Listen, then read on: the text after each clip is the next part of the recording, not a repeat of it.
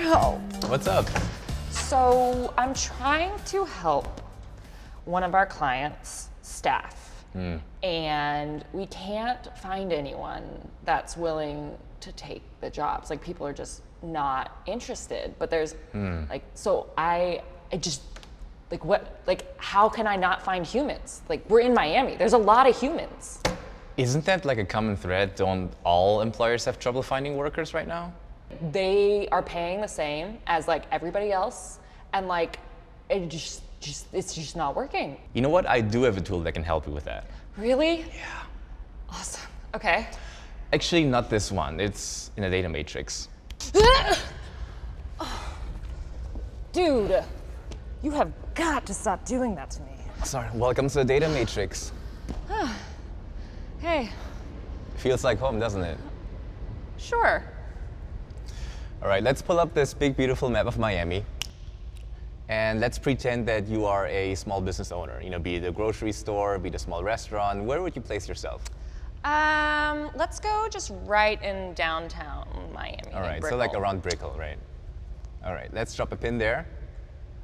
And let's draw 3 circles around it, representing a 10-minute drive, a 20-minute drive, and a 30-minute drive. So let's start with a 10-minute drive first.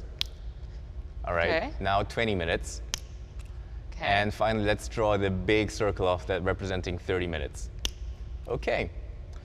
And the reason why I'm stopping at 30 minutes is because I believe that the majority of commuters in South Florida are unwilling to drive to work or to find a work where they have to commute more than 30 minutes typically. I think the average is like 28.9 minutes. I don't think that when we're trying to find people, we've really taken that into consideration. So let's look at that 30-minute radius, and we're now gonna identify the places that you, as a small business owner, should concentrate on hiring.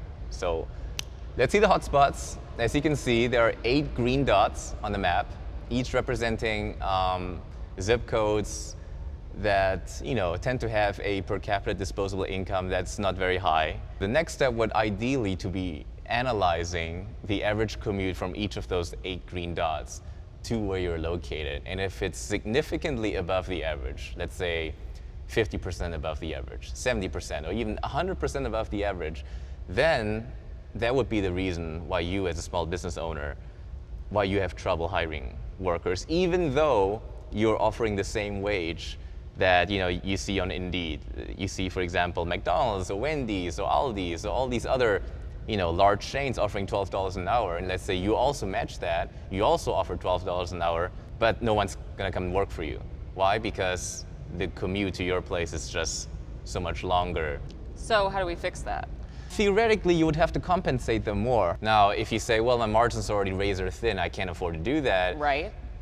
you'll have to compensate them in other ways. Give them a Sun Pass, a Metro Rail Pass, Metro Bus, benefits. But if they just say, you know, $12 an hour, my way or the highway, you can say it'll affect employee morale. Yeah. It'll lead to higher turnover. Which costs them more, right? Exactly. So it'll hurt their bottom line too in the long run. So basically, if they do decide to just stick to whatever they're currently doing, they can't find employees, and then even if they do find employees, they'll start working, and then they'll probably get fed up because they're like, I'm literally paying off my debt for my first hour of work. I'm not even actually making money. And then they'll leave, and then the employer is left with all of the turnover costs. Exactly, and all the other negative effects that are hard to quantify, right? So lower customer service, lower employee morale, productivity goes down, and it just has so many negative spillover effects that you don't even see, that you don't even feel, but long-term can actually shut your business down. Yeah, yeah. So if you're the employee and I'm making $12 an hour and I'm spending round trip like $10 a day to get to work. Yeah. So basically my first hour of work. You're spending the majority of your first hour to pay off your commute debt. Well, that just doesn't seem fair.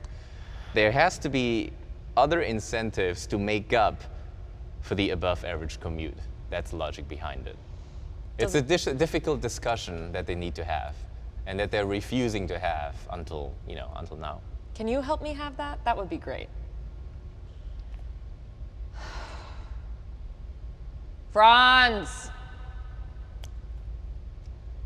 You gotta at least take me with you. Okay,